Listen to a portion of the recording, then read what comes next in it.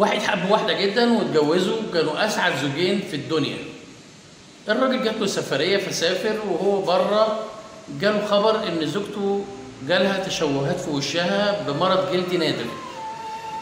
وهو راجع في خبر جالهم إن الراجل اتعرض لحادث وفقد بصره. زوجته كانت بتحبه جدا، خايفة عليه جدا، استقبلته. طبعا بعد اللي حصل لها وعرفت ان هو ما بقاش يشوف، فعاشت معاه بطبيعتها. هو خلاص مش شايفها وبتحن عليه وبتاخده معاها في كل مكان، ايدها في ايده في كل حته في الدنيا. عاشوا مع بعض على الطيب الطاهر، وعاشوا مع بعض بكل رفق وحنيه. هي بتقوده في كل مكان عشان مش بيشوف، وهو مش شايفها بالتشوهات اللي حصلت لوشها.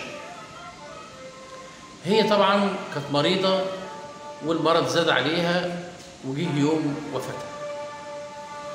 يوم وفاتها طبعا الراجل متأثر جدا، الدموع نازلة من عينه بشكل رهيب. حضر كل حاجة معاهم، وهو خلاص بيدفنوها. دفنوها، وبعد ما اتدفنت واتقفل عليها ودعوا لها كلهم. وبالمناسبة ربنا يرحم كل أمواتنا يا رب. المهم بعد ما اتدفنت بدأ يسلم على الناس، وكأنه شايف كل واحد فيهم وبيكلم كل واحد باسمه.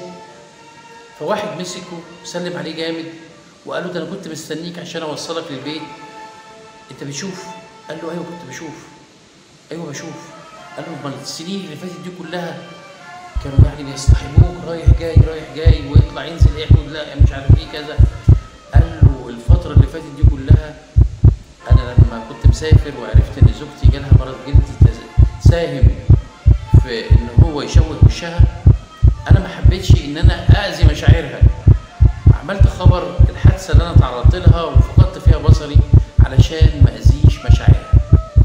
قمة الحب والجمال النهارده يبقى الوش في الوش، ويديك الكلمة، يخبطك على عينك، يجرحك بالكلمة، يطعنك في ظهرك، يطعنك في وشك، يتكلم قدامك عليك، وفي الاخر لما تيجي تعاتبه يقول لك انا كنت بهزر. هزار ايه؟ الكلمه يا جماعه ممكن تموت. بلاش نكون علامات سودة في حياه بعض. بلاش نكون علامات سودة في حياه بعض. بلاش الكلمه اللي تجرح بلاش منها. الكلمه اللي تأذي بلاش منها. الكلمه اللي تضر بلاش منها. الكلمه اللي تشوه بلاش منها. التشوه مش تشوه الوشوش بس، التشوه بيبقى تشوه في النفوس. يطلع الكلمة من اللسان تجرح، تموت، تأذي، تحطم. اوعى تكون علامة سودة في حياة حد. وللأسف اللي فيه داء ما بيعرفش يبطل.